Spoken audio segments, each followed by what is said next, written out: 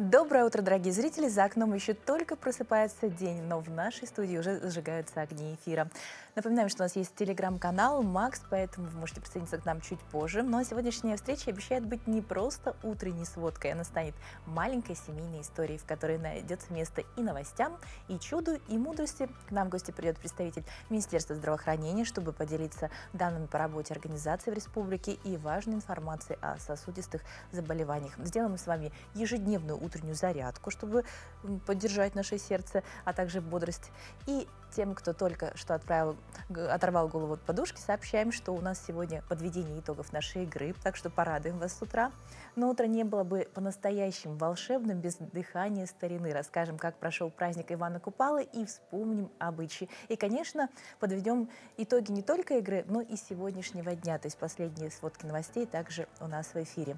Ну а прямо сейчас захватывающие кадры, которые точно помогут взбодриться. В эфире нашей программы мы часто говорим о событиях, которые объединяют семьи, дарят радость и чувство гордости. И одно из таких событий совсем недавно прогремело на весь Пермский край. В минувшую субботу аэродром Фролово на несколько часов стал центром притяжения для десятков тысяч людей. Там прошел грандиозный авиационный фестиваль «Крылья Пармы». Праздник, который уже много лет собирает в небе и на земле и профессионалов, и мечтателей. Представьте себе, более 36,5 тысяч зрителей, затаив дыхание, наблюдают за тем, как небо Прикамья бороздят легендарные стрижи на истребителях МиГ-29 и виртуозы из группы «Первый полет».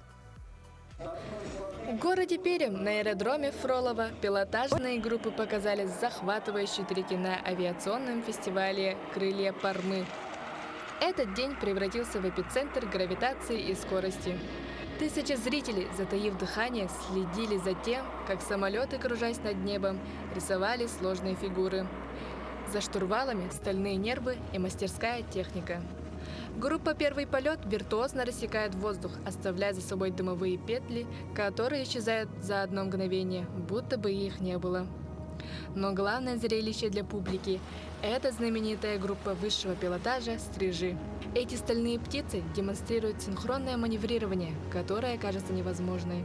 Пролетая друг от друга чуть ли не в паре сантиметров, летчики создавали иллюзию единого механизма в небе. Мы летали петли Нестерова, летали разные повороты, там, вертикали и так далее. Сольный пилотаж выполняла у нас Ирина Маркова. Проходы на низкую высоте с тройкой, так что полностью весь пилотаж, который мы сегодня планировали, мы для вас сегодня показали. В том числе одиночный пилотаж.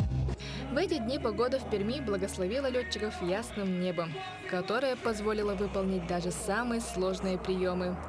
Обычно это требует особых усилий, но, к счастью, программа прошла на ура.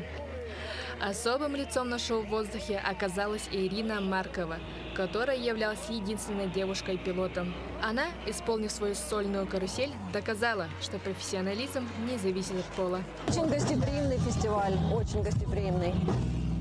Мы с удовольствием сюда прилетали и будем прилетать. Глядя на это представление, невозможно оставаться равнодушной. В толпе множество восторженных глаз и телефонов, нацеленных в небо. Кто-то впервые видит, а для кого-то это уже семейная традиция. Но сколько бы раз человек это не посмотрел, эмоции зашкаливают до такой степени, что перестаешь обращать внимание на громкие звуки ревущих двигателей. По телу восторг, вообще дикий восторг. Я восхищаюсь этими летчиками. Невероятно, столько адреналина, энергии. Это круто. Эмоции полные, вообще дрожь по телу.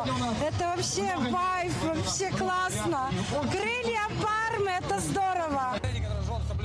Летали 2 мили, там вообще классно, такие пируэты выделывали, они вообще молодцы парни. Классно все, вообще здорово, все понравилось. Но «Крылья Пармы» — это не только про адреналин в воздухе.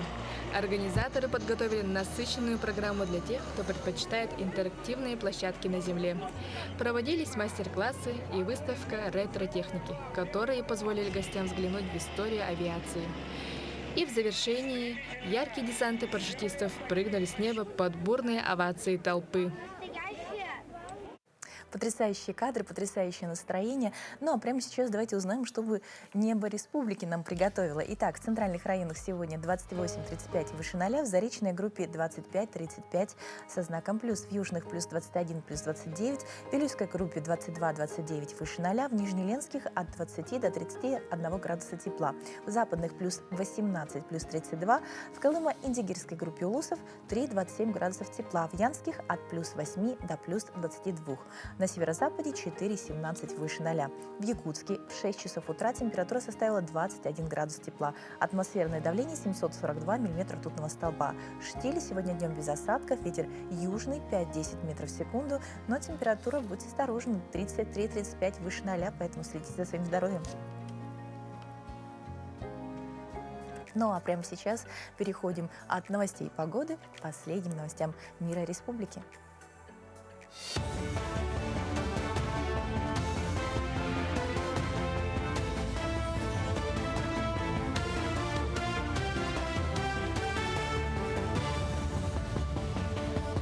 Доброе утро, Якутия. Далее блок новостей.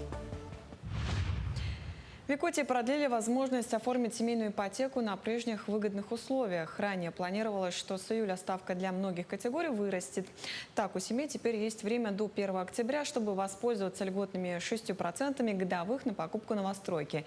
Для желающих построить собственный дом также действуют программы под 6 и даже 0% с обязательным использованием безопасных эскроу-счетов. Эксперты подчеркивают, что разница в ежемесячных платежах по льготным программам по сравнению с рыночной ипотекой достигает десятков тысяч рублей. Для всех семей, в которых растет 2 ребенка до 18 лет, сохраняется возможность построить дом через подрядную организацию под 6%. Это ипотека для всех, у кого 2 детей, независимо от возраста родителей. Льготная ипотека на строительство подразумевает обязательное наличие эскроу-счета. Зато не нужно предоставлять ни поручительство, ни иные залоги. То есть подрядные организации строят за свой счет и получают деньги только тогда, когда построят вам дом. Это для безопасности клиентов. С 1 сентября в России вступают в силу новые авиационные правила, направленные на повышение качества сервиса и защиту прав пассажиров. Согласно новому приказу, подготовленному Росавиацией, вводятся современные стандарты сопровождения маломобильных граждан.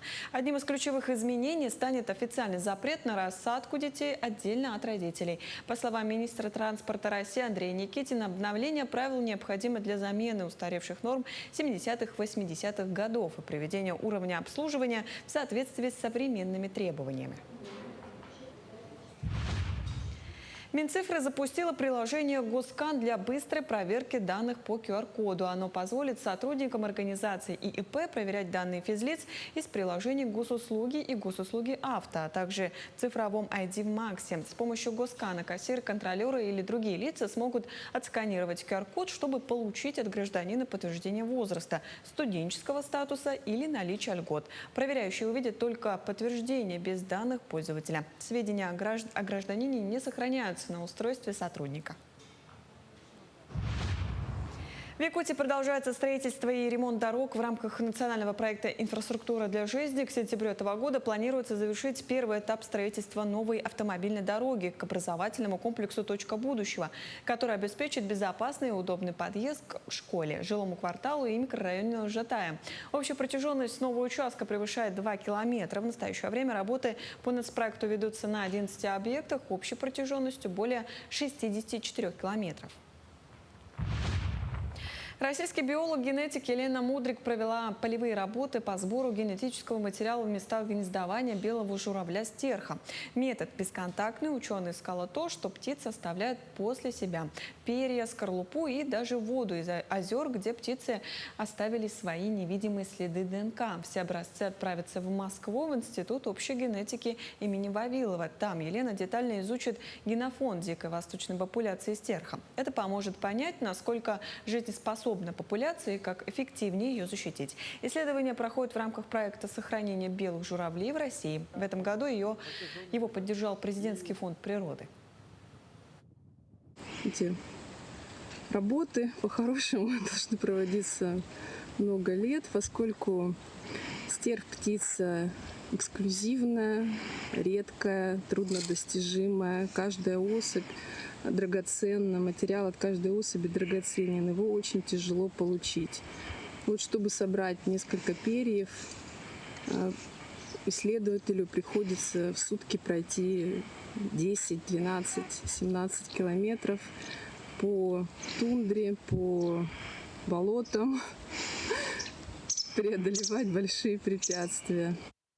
Это были все новости этого утра. До встречи в дальнейших эфирах. Но переходим к не менее важной информации. Сердечно-сосудистые заболевания остаются одной из главных опасностей, поэтому особое внимание сегодня уделяется развитию кардиологической помощи в регионах. В эти дни в Якутии работают специалисты Национального медицинского исследовательского центра кардиологии имени академика Евгения Ивановича Чазова Министерства здравоохранения Российской Федерации. Они посещают медицинские организации республики, оценивают качество оказания помощи и обмениваются опытом с коллегами. О целях этого визита и о том, что помогает сохранить здоровье сердца, поговорим с заместителем начальника управления по реализации задач Национального медицинского исследовательского центра в субъектах России Анной Михайловной Шангиной. Доброе утро. Доброе утро, Вероника. Анна Михайловна, вот с какой целью специалисты прибыли именно к нам и какие основные задачи стоят перед вашей командой на территории республики? Мы ежегодно посещаем курируемые субъекты, Вероника, и цель у нас всегда одна. Мы оказываем методическое сопровождение в организации нашей профильной медицинской помощи в субъектах Российской Федерации. И мы понимаем, что это такая многогранная, очень сложная задача, и мы пытаемся и стараемся помогать субъекту организоваться в нескольких важных направлениях. Таких направлений, я, наверное, озвучу 5. Это нормативно-правовая база. Разумеется, у нас есть федеральные правовые документы, и необходимо, чтобы в регионах эти правовые документы тоже имелись, которые регламентировали бы оказание медицинской помощи по нашему профилю кардиология для жителей региона. Второе важное направление – это территориальное планирование сети отделений кардиологии, потому что субъект у вас самый большой – 3 миллиона квадратных километров. Понятно, что сеть должна быть оптимально выстроена и, скажем так, отвечать задачам и потребностям. Да? Третье направление – это оптимальная маршрутизация пациентов, опять-таки с учетом уникальности, особенностей вашего региона. Это нелегкая задача, но маршрутизация пациентов как плановых, так и экстренных, на какие-то виды диагностики, на оперативное вмешательство, на высокотехнологичную медицинскую помощь – это, скажем так, прицельно важное направление, в котором мы всегда работаем уже много лет. Я бы хотела выделить отдельно – это внедрение клинических рекомендаций. Мы не просто оказываем помощь пациенту с кардиологическими заболеваниями, мы следуем некоему стандарту, то есть обязательному требованию в оказании медицинской помощи по конкретному заболеванию, по конкретному синдрому, по состоянию и так далее. Поэтому клинические рекомендации – это тоже наш предмет, так скажем, аудита, да, проверки. И таких направлений много, но наверное, из последних новшеств – это внедрение искусственного интеллекта в кардиологии, который мы также курируем и проверяем вообще. И он на самом деле тут есть, его внедряют активно, поэтому чуть попозже расскажу подробнее. Какие медицинские организации вы уже успели посетить и на что в первую очередь обращаете внимание?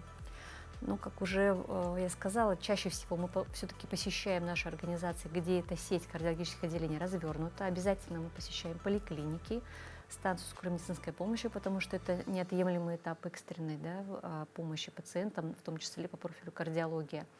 Мы побывали в региональных сосудистых центрах на базе города Якутска. Наши коллеги сейчас работают в городе Мирный, в больнице, где есть отделение кардиологии, там находится первично-сосудистое отделение. Мы уже успели посетить станцию скорой медицинской помощи, и, разумеется, поликлиники. Поэтому впечатление, конечно, у нас уже есть. Спасибо, что вроде положительны. Да. И как вы считаете, насколько важно сотрудничество федерального центра и регионов именно в оказании медицинской кардиологической помощи?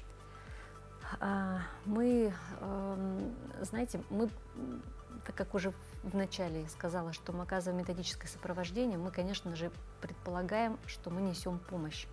Мы несем помощь, учитывая, что мы видим многие уже решенные моменты, многие методологии, технологии внедрения, какие-то организационные в ряде сложных задач. Мы транслируем лучшие практики в субъектах, то есть в одном субъекте эта проблема решена, в другом еще нет. Мы несем эти примеры. Мы помогаем вместе с нашими коллегами из региона, с главными внештатными специалистами региональными по кардиологии решать такие серьезные задачи. И в зависимости от уникальности, от особенностей региона, там, где нетривиальные решения будут, да, то есть мы адаптируем какие-то моменты вот под особенности субъекта. Я думаю, что регионы это ценят и ждут нас. Вот в частности, Республика Саха-Якутия, конечно, это наш большой друг, потому что отношения уже стали больше дружественными, и наша работа, она протекает вот именно в комфортных таких дружественных условиях. Но вот какие основные факторы риска сердечно-сосудистых заболеваний сегодня наиболее актуальны, в том числе в республике? И не сегодня они, вернее, актуальны, не актуальны были давно и будут актуальны еще бесконечное количество времени. Мы же надеемся, что что-то устраняется. Мы тоже на это надеемся. Вы знаете, наверное, не открою тайну, и вы это тоже знаете, просто сформулирую, может быть, в одном предложении.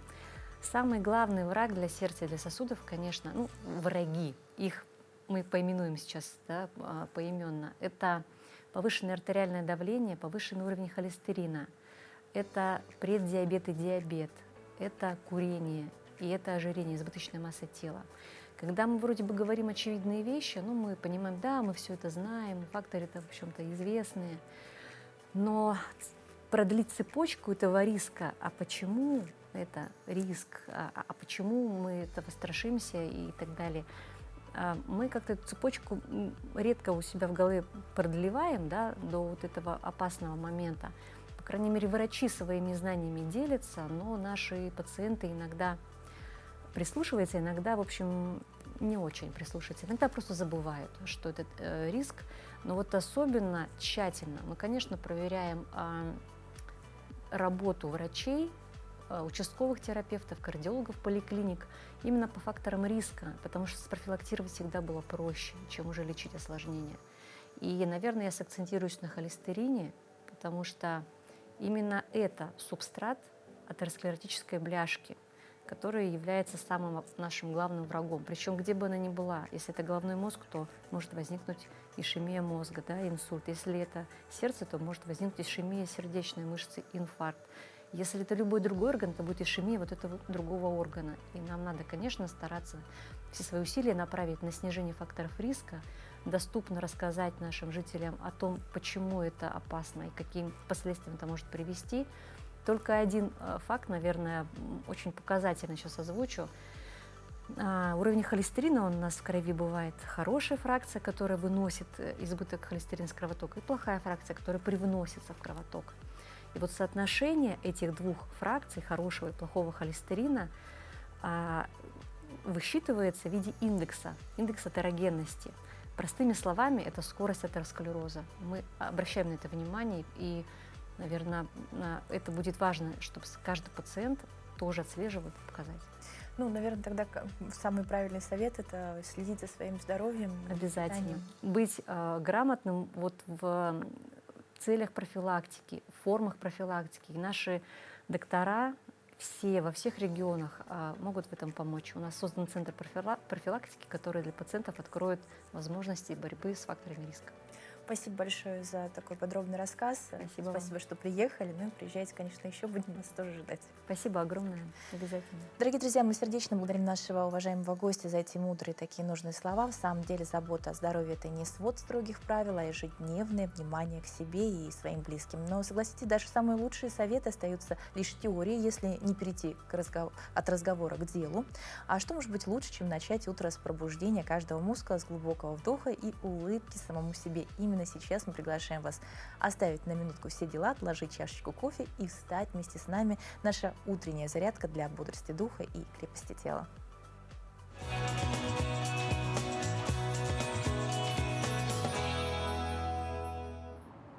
Доброе утро, дорогие телезрители! Сегодня мы с вами делаем летнюю зарядку.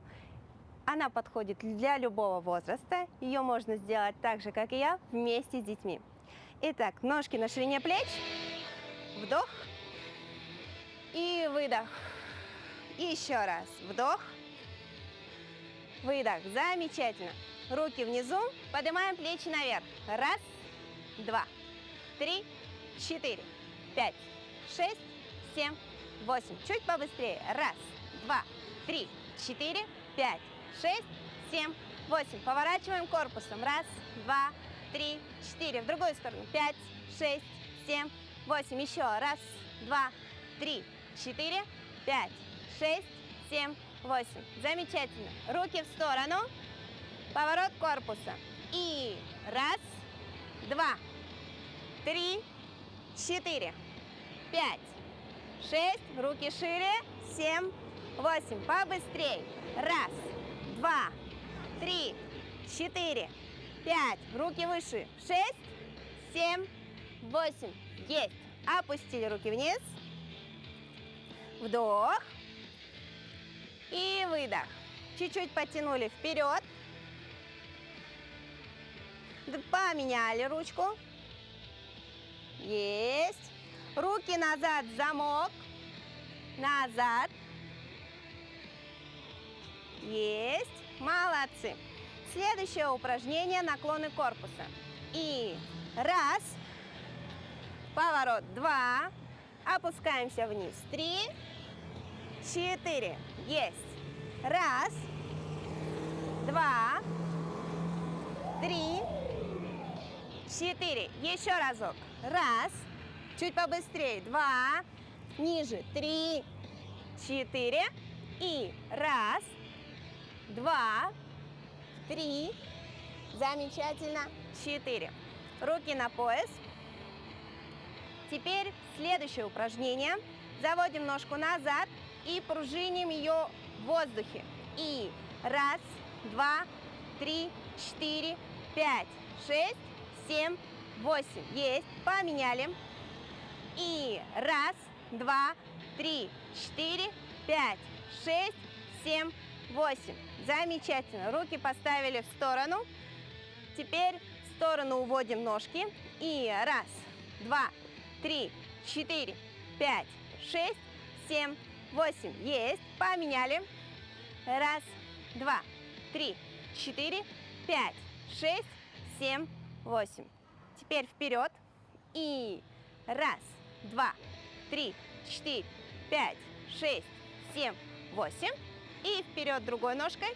Раз, 2, 3, 4, 5, 6, 7, 8. Есть. Делаем вдох. Выдох. И еще разочек. Вдох. Выдох. Мы завершили нашу зарядку. Желаем вам хорошего дня и прекрасного настроения. Ну что, мы только что размялись, почувствовали, как мышцы наливаются силой, а дыхание становится глубже и свободнее. И знаете, это ощущение бодрости и легкости, оно не случайно. Именно с него, с этого первого шага, с этого ритма и начинается настоящее большое свершение. И сегодня у нас есть повод вспомнить об одном событии, которое доказало, спорт действительно не знает границ. Совсем недавно, 20 июня, на другом конце страны, на мосту через могучий Амур, соединяющим российский Благовещенск и китайский Хэйхэ, прошел второй международный легкоатлетический забег «Мост дружбы». И его масштаб просто поражает воображение. Остаются считанные минуты до старта. На этот раз международный мост через Россию и Китай объединяет не просто транспортом, а спортом. Поэтому самое время размяться. Вперед! Подготовка к забегу начинается с разминки и правильного настроя. На пункте пропуска Кани-Курган на российской стороне собрались самые выносливые. Любителей бега объединяет главное – движение, азарт и общий старт навстречу друг другу. Легкое волнение почти у каждого. Бодрая, веселая, интригующая, интересно. По мосту бегу первый раз. Да, сегодня волнительно, потому что тоже первый забег. Погода, слава богу, нам позволила бежать не в жару, и это радует очень. Ну и нас, конечно, встречают ребята из китайской стороны прекрасные, наши российские спортсмены тоже все молодцы. Амурский клуб любителей бега уже во второй раз выходит на этот старт. Говорят, в прошлом году понравилось. В этом свои возможности решили показать 12 спортсменов. В этом году ездили в Казань. Ну, мне много где были. Были во Владивостоке, в Хабаровске, и московский марафон, полумарафон. Много где. Ребята бывают очень часто. Неважно кто, разных профессий, разных возрастов, с семьями ребята у меня тренируются. Детей приводят иногда. Все. У нас такая большая, дружная семья. Особый настрой на старт привезли и наши соседи. Здесь и необычная разминка в шпагате, и дружеские игры в ручеек. Будто стираются все границы. Сегодня я очень счастлива. Эмоции переполняют. С нетерпением жду старта. Для нас огромная честь принимать участие в этом трансграничном марафоне. Я благодарю китайскую сторону за теплоту и заботу.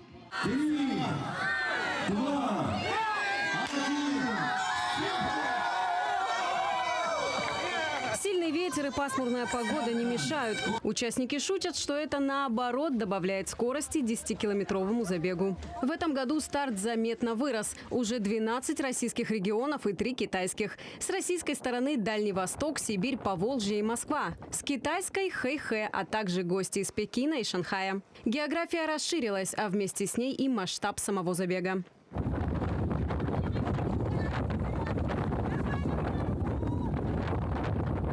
А марафон и полумарафон стартовали с китайского парка Тэнчун. Соседи подготовили свою программу. Танцы и песни, кухня и колорит Поднебесной. Особое внимание привлекли медали, волны как знак жизни и цветы как образ гармонии и роста. Забег стал не просто соревнованием, а событием, которое объединило. Международное соперничество, оно придает силы, поэтому есть смысл выезжать, соперничать, участвовать в таких мероприятиях. Сегодня 4-е место. Из такого большого количества участников я доволен результатом. Чувствую себя отлично. Мне очень все понравилось. По трассе организация, как люди поддерживают. Я вообще в восторге. Я был очень рад принимать участие в этом забеге. Атмосфера была очень дружелюбная и гостеприимная. Я рад, что бежал вместе с российскими спортсменами. Я безумно рад бежать сегодня, так как этот забег символизирует дружбу между нашими двумя странами. Это далеко не единственный спортивный праздник России и Китая. Ежегодно проходит порядка 8 совместных мероприятий. В региональном Минспорте отмечают, это стало самым ярким и массовым. Регулярно проходят совместные встречи с китайской стороной. Мы обсуждали проведение этого мероприятия задолго. Да, очень хороший отклик как от российских спортсменов, так и от китайских. И было принято решение, что мы будем продолжать эти легкоатлетические забеги. Так этот старт стал не просто спортивным событием, а шагом навстречу друг другу. Евгения Хмелева, Елисей Сафонов, Владимир Петренко, Амурское областное телевидение. Потрясающее настроение, потрясающие эмоции. Если вы никогда не участвовали, может быть, стоит начать с зарядки, а продолжить вот таким забегом. Ну, а прямо сейчас давайте немного заглянем в историю. Вот вы знаете, как в старину девушки гадали на своего суженого. Именно в это время, в июле, в праздник Ивана Купалы, незамужние девушки плели венки и гадали на любовь. Этот старинный праздник славянских народов во многих местах и сегодня отмечается весело и с размахом. О том, как он прошел в Тамоте, покажем далее. В городе Тамоте Алданского района отмечать этот день становится уже доброй традицией. Инициативная семейная пара Ольга и Леонид Солкины не первый год знакомит горожан со старинными обрядами и традициями. Захотелось возрождения славянских традиций при общении детей. И так как у нас многонациональный город, хочется показать славянскую культуру. Ну, самое, наверное, большое удовольствие доставляет, что людям нравится. Люди готовы принимать информацию, люди готовы узнавать новое, особенно дети.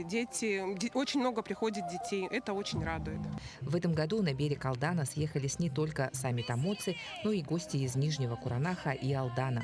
Для многих из них, особенно для молодежи, открылись таинства древнего праздника впервые. Ну да, интерес, потому что я никогда, допустим, здесь не была на таких праздниках.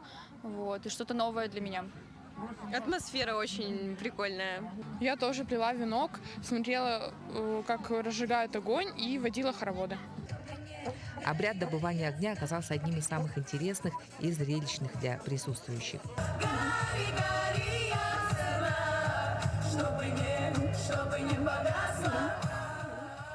Песни, хороводы, прыжки через костер, купание в реке.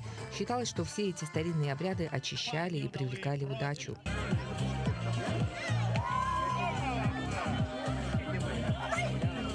А у девушек на Ивана Купалу еще одна заветная цель. Гадать на суженого?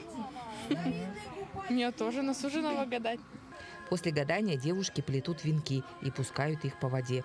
Если венок уплывет далеко, ждали сватов на пороге. А если тонул, считалось, что в девках сидеть еще год придется. Верить или не верить старинным поверьям – дело личное. Но атмосферу праздника и единение, пожалуй, чувствует здесь каждый.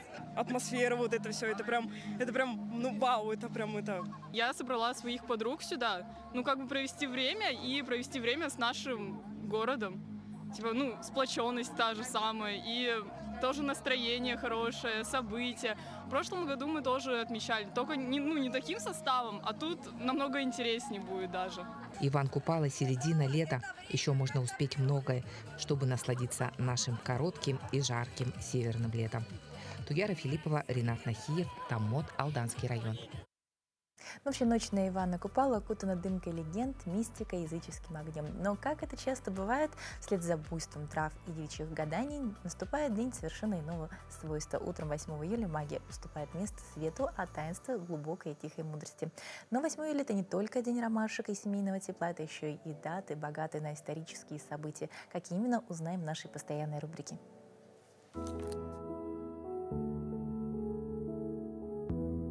На календаре 8 июля. Сегодня отмечают День семьи, любви и верности в России. По народному календарю святых Петра и Февронию Муромских почитают в народе как покровителей семейного очага, хранителей супружеской любви. Церковь канонизировала Петра и Февронию в 1541 году. С тех пор на Руси было принято молиться этой паре святых о благополучии в семье и просить у них благословения на свадьбу. Примета на погоду и сенокос, который начинался как раз в это время.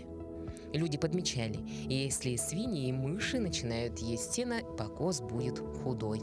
Об этом же свидетельствовало обилие кашки на лугах. Наблюдали и за рассадой.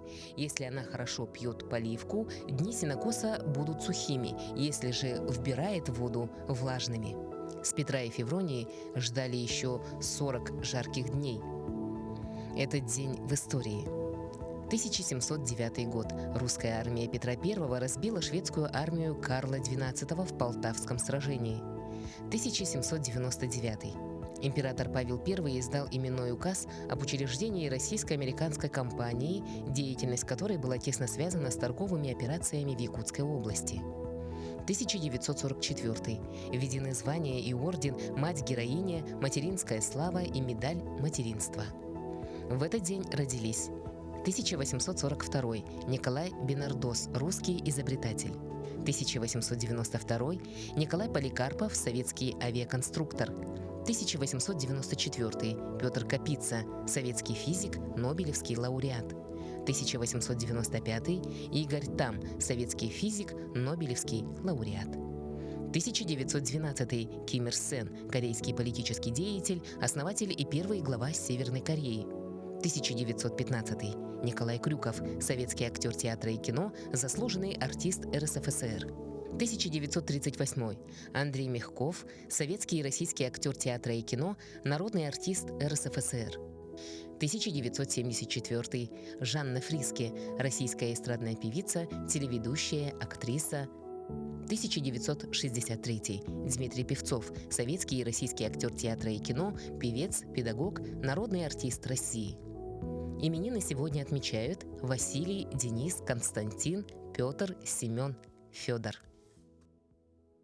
Мы с вами перелистали страницы календаря, вспомнили сражения, великие свершения и знаменитые имена. Но среди всех этих дат есть одна, которая не требует ни богатых сцен, ни громких титулов. Она касается каждого из нас, независимо от возраста, профессии и места жительства. Сегодняшний день, 8 июля, отмечен в народном календаре как праздник самого теплого и важного, что есть у каждого человека – День семьи, любви и верности. Мы уже упоминали святых Петра и Февронию, чья история стала символом супружеской мудрости и преданности. Но что стоит за этим праздником сегодня в суете повседневности? Как сохранить ту самую искру, которая зажигает сердца в день знакомства, и пронести ее через годы бытовых забот? Почему ромашка стала его символом и что на самом деле делает семью крепкой? Об этом расскажем в нашем следующем сюжете. Сегодня знакомство происходит где угодно, в социальных сетях, на работе или в путешествиях. Но, как признаются многие семейные пары, самое крепкое начинается не с громких признаний, а просто с дружбы. Именно так когда-то началась история семьи Охлопковых. Когда они познакомились, никто и представить не мог, что через несколько лет они станут мужем и женой. Семен и его будущая супруга работали вместе в ресторане «Махтал», где они были коллегами и друзьями. Со временем переписки становились длиннее, разговоры теплее. Однажды директор этого заведения сказала: «Ой, Семенчик такой красивый, вот повезет твоей жене будущей». И я такая: реально? Обратила на него внимание, он еще тогда ходил в кофте, в такой, она была рваная, даже несмотря на это он мне показался очень симпатичным. Ну и в тот момент вот что-то такое произошло, и с того момента, наверное, я с тобой начала по-другому общаться, и ты, может, это заметила. В 2016 году они официально стали парой. Через 2 года Семен решил сделать предложение. Место выбрал особенное – Кангаласский мыс. Все выглядело как обычная фотосессия, пока в самый неожиданный момент не прозвучал главный вопрос.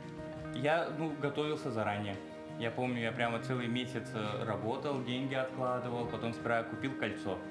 Потом у нас была такая фишка, я каждый раз, когда приходил в ресторан «Махтал», были жвачки «Лафис». Ну, они в то время очень модные были, я постоянно приносил по 2 штуки. И такой подумал, так, надо эту жвачку использовать. Я смотрю вдаль, и он мне говорит: Люба, повернись, сейчас вот сделаю такой кадр. Я поворачиваюсь, а там человек мой стоит с кольцом вот так вот. И достаю эту жвачку «Лафис», открываю, а там надпись. Написано: «Любовь – это когда он делает предложение, и ты говоришь «да». Ну вот. Вот и мне пришлось сказать «да». Мне пришлось сказать «да». 1 марта 2018 года они зарегистрировали брак. Сегодня у Хлопковых 3 детей, свой дом, работа и множество семейных забот. Образ жизни наш, да, все просто поменялось. Сразу же, моментально. Вот самый близкий человек и вот друг. Мы с ней вот и ходим на рыбалку, мы все с ней делаем. И ругаемся, и шутим друг с другом. И, наверное, даже какие-то такие нервные, да, моменты, нервные такие, натянутые, мы все равно пытаемся перевести в шутку.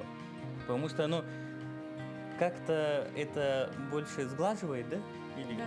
Со временем Любовь и Семен начали вести семейный блог. Сегодня они снимают легкие рецепты, показывают будни, делятся моментами с детьми и рассказывают о семейной жизни. Их блог – это не только про еду или красивые кадры. Это история одной семьи, где есть обычные дни, домашние заботы, радости и маленькие семейные традиции. Это время, когда мы снимаем видео, оно нас очень сближает. Да. Это такое время, когда мы можем без детей там вместе пообщаться на какие-то отдаленные темы, потому что в такой вот бытовухе ты забываешь, к сожалению, да, о том, что у вас есть там теплые какие-то отношения, разговоры все бывают только про дела, про детей, про счета, про проблемы и так далее, и так далее. А вот блог — это наш такой мир, где мы можем быть с ним просто Любой и Семой. Да. История о Хлопковых – пример того, как современные семьи не только создаются, но и рассказывают свои истории. Сегодня любовь можно увидеть не только в семейном альбоме, но и в социальных сетях.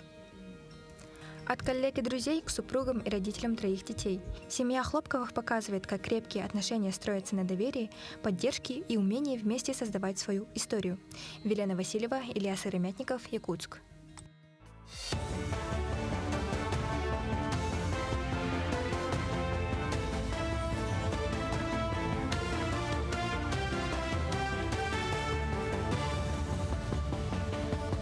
Доброе утро, Якутия. Далее блок новостей. В Якутии продлили возможность оформить семейную ипотеку на прежних выгодных условиях. Ранее планировалось, что с июля ставка для многих категорий вырастет. Так, у семей теперь есть время до 1 октября, чтобы воспользоваться льготными 6% годовых на покупку новостройки.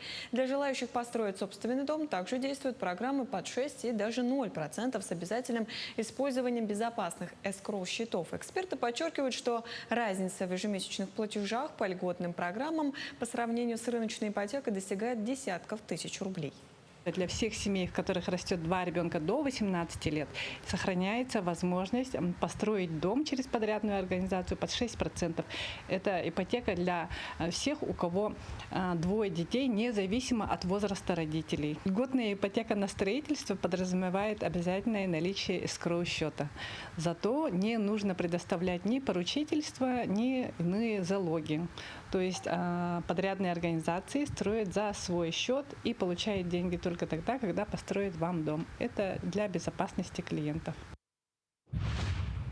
С С 1 сентября в России вступают в силу новые авиационные правила, направленные на повышение качества сервиса и защиту прав пассажиров. Согласно новому приказу, подготовленному Росавиацией, вводятся современные стандарты сопровождения маломобильных граждан. Одним из ключевых изменений станет официальный запрет на рассадку детей отдельно от родителей. По словам министра транспорта России Андрея Никитина, обновление правил необходимо для замены устаревших норм 70-80-х годов и приведения уровня обслуживания в соответствии с современными требованиями. Минцифры запустила приложение «Госкан» для быстрой проверки данных по QR-коду. Оно позволит сотрудникам организаций и ИП проверять данные физлиц из приложений госуслуги и госуслуги авто, а также в цифровом ID в МАКСе. С помощью «Госкана» кассиры, контролеры или другие лица смогут отсканировать QR-код, чтобы получить от гражданина подтверждение возраста, студенческого статуса или наличия льгот. Проверяющие увидят только подтверждение без данных пользователя. Сведения о гражданине не сохраняются на устройстве сотрудника. В Якутии продолжается строительство и ремонт дорог в рамках национального проекта «Инфраструктура для жизни». К сентябрю этого года планируется завершить первый этап строительства новой автомобильной дороги к образовательному комплексу «Точка будущего», который обеспечит безопасный и удобный подъезд к школе, жилому кварталу и микрорайону Жатая. Общая протяженность нового участка превышает 2 километра. В настоящее время работы по нацпроекту ведутся на 11 объектах общей протяженностью более 64 километров. Российский биолог-генетик Елена Мудрик провела полевые работы по сбору генетического материала в местах гнездования белого журавля-стерха. Метод бесконтактный. Ученый искала то, что птицы оставляют после себя: перья, скорлупу и даже воду из озер, где птицы оставили свои невидимые следы ДНК. Все образцы отправятся в Москву, в Институт общей генетики имени Вавилова. Там Елена детально изучит генофонд дикой восточной популяции стерха. Это поможет понять, насколько жизнеспособна популяция и как эффективнее ее защитить. Исследование проходит в рамках проекта сохранения белых журавлей в России. В этом году его поддержал президентский фонд природы. Эти работы по-хорошему должны проводиться много лет, поскольку стерх птица эксклюзивная, редкая, труднодостижимая. Каждая особь драгоценна, материал от каждой особи драгоценен, его очень тяжело получить. Вот чтобы собрать несколько перьев, исследователю приходится в сутки пройти 10, 12, 17 километров по тундре, по болотам, преодолевать большие препятствия. Это были все новости этого утра. До встречи в дальнейших эфирах. Но сейчас еще очень волнительный момент для всех родителей и абитуриентов. Да? 20 июня стартовал прием документов в вузы, колледжи и техникум. Прием документов учреждения среднего профессионального образования в основном продлится до 15 августа. В этом году для поступающих предусмотрено более 6,8 тысяч мест в колледжах и техникумах. Подробнее о приемной кампании в своем учреждении расскажет Иннокентий Конечников, директор транспортного техника имени Романа Ивановича Брызгалова. Доброе утро. Доброе утро. Иннокентий Иванович, какие специальности и, получается, профессии вы предлагаете в этом году и сколько бюджетных мест будет выделено? Так, коротко, да? Наш техникум – это транспортный техникум, располагается в поселке Нижний Бестях. Это очень недалеко от города. Рядом. Минут 20 летом на катере. Еще быстрее зимой-то по льду, да? Поэтому в этом году мы получили 175 бюджетных мест. Это, то есть для ребят, для родителей это бесплатные места. Мы набираем и после 9 класса, и после 11 класса. Коротко по профессиям и специальностям. После 9 класса это строительство железных дорог. Это люди, которые строят железную дорогу, потом следят, чтобы железная дорога была в рабочем состоянии, там постоянно работают на железной дороге. Это сварщики, это автомеханики, это техническая эксплуатация подвижного состава в вагоннике. Это ребята будут заниматься именно вагонами, ремонтом, обслуживанием вагонного депо, да, в вагонном депо будут работать. Это 4 профессии, специальности после 9 класса. Еще после 11 класса У нас 3 профессии и специальности, железнодорожного тоже направления. Это техническая эксплуатация подвижного состава локомотивщики. Считается, что это наша элита, да. Они ремонтируют правда, локомотивы, становятся помощниками машиниста, да, и сами становятся машинистами локомотива. Это на самом деле сложно. Да. Ну, очень ответственная работа. Потом следующая профессия у нас это электромонтер объектов транспортной инфраструктуры. Ну, 2-й год реализуем. Ну, все, что связано с электричеством. И 3-я специальность это организация перевозок и управления на транспорте. Это логисты. Ну, туда могут подавать документы в основном. Иногда, ну, девушки, да, могут учиться на логиста. Очень востребованная тоже современная профессия. Ну и какие документы требуются, да? Это паспорт, аттестат, заявление и медосмотр. Ну, сразу 2 вопроса. Ну, на самом деле специальности, правда, востребованы с учетом развития транспортной схемы, в том числе в республике, да, и очень важные, потому что сейчас не хватает, да, у нас профильных специальностей. Есть ли в техникуме целевые места, и как можно подать удаленно документы с учетом того, что, ну, техникум не в городе Якутске, вот если срочно захотелось и бояться опоздать? Ну, где-то до середины августа будет прием документов, но долго откладывать не советую. Там списки делаются. Средний проходной балл в прошлом году было ориентироваться где-то 4. По каким-то чуть больше, по каким-то чуть меньше. И было 2 человека на одно место конкурс, да? Поэтому тем раньше дадут, тем раньше отправят документы. Сейчас же через госуслуги и через Е-Якутия можно подавать документы в любое время. Обрабатываем, обратную связь даем. И если какие-то вопросы есть, то телефон есть 8 914 826 73 73 в любое время. Ну, это можно звонить. комиссия, Да, да? это приемная компания. Вот техникум находится в Нижнем Бестяхе. Как и иногородних студентов размещаете? Какие, получается, именно производственные предприятия принимают их в дальнейшем для того, чтобы они практиковались? Ну, все, наверное, знают, что железная дорога у нас дошла до Нижнего Бестяха. Это, наверное, самая крайняя точка железной дороги вообще в России, да? Поэтому компания бурно очень такая стремительно развивается. Но вообще переход железной дороги это всегда связано с развитием, да? И в основном наши ребята все практически трудоустраиваются в этой компании. Ну и очень, скажем так, довольны, и в компании довольны, и мы довольны. А так, если по условиям говорить, то Нижний Бестях с приходом вот именно железной дороги очень бурно начал развиваться. И много строится различных объектов. Ну, например, для студентов у нас есть общежитие на 250 мест. Всех желающих мы обеспечиваем проживанием. Стоит, если по стоимости 300 рублей там в месяц, да? Да. И рядом 2-й год работает у нас культурный центр. Все желающие, которые вот в художественном направлении после учебы заниматься, всех ждут, с радостью берут, кто поет, танцует там, да. И 3-й объект это рядом тоже в шаговой доступности. 4-й год работает спортивный центр «Парус».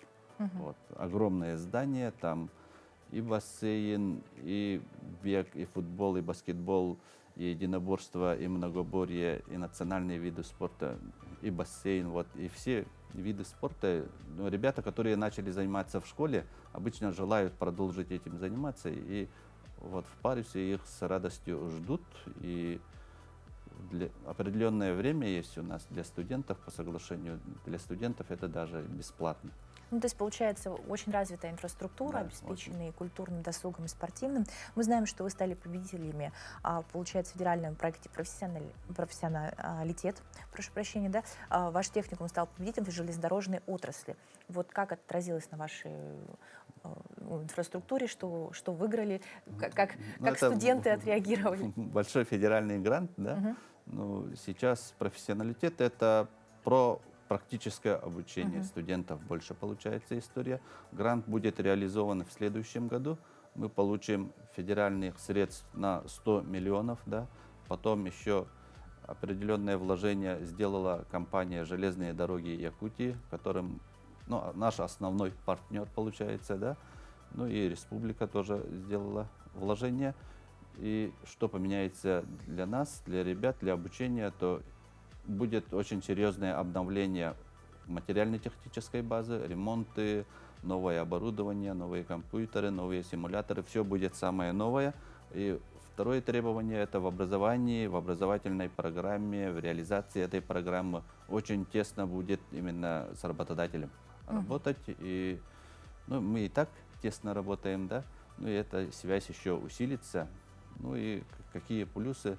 Сейчас у нас ребята, в основном, кому исполнилось 18 лет, они уже трудоустраиваются еще до окончания. Там старшие курсы ребята у нас 70-80% уже работают в компании «Железные дороги Якутии», получают индивидуальный график, к нам переходят, дистанционно делают домашние задания и приезжают к нам на сессию, сдают и в то же время являются полноценными работниками компании. Спасибо большое за подробный рассказ. Ну, на самом деле очень здорово, что ребята имеют такие огромные возможности. Желаем вам успешного набора в этом году. Ну и давайте вместе с вами обрадуем наших телезрителей. Дорогие телезрители, мы напоминаем, что у нас была игра, у нас было 14 правильных ответов. Сейчас мы сгенерируем, получается, вопрос был, как зовут нашего тренера, который транслировали утреннюю зарядку. Это Виталина Брылякова. Итак, 14 ответов, генерируем ответ. У нас получается цифра 5. Итак, сейчас нам посчитает команда. Вот, быстро все у нас происходит. Надежда Кузьмина является нашим победителем, дала 5-й правильный ответ. Дорогая Надежда, мы за эфиром обязательно с вами свяжемся, сообщим, как получить подарок оптики ЕКТ. Вручим его вам, чтобы поднять настроение. Участвуйте в наших играх, смотрите эфир «Утро Якутии», подписывайтесь на наш телеграм-канал «Имакс». Ну и, конечно, желаем всем хорошего настроения, ребятам отличного поступления. Будем делиться с вами информацией и о других вузах. До новых встреч на Якутия 24.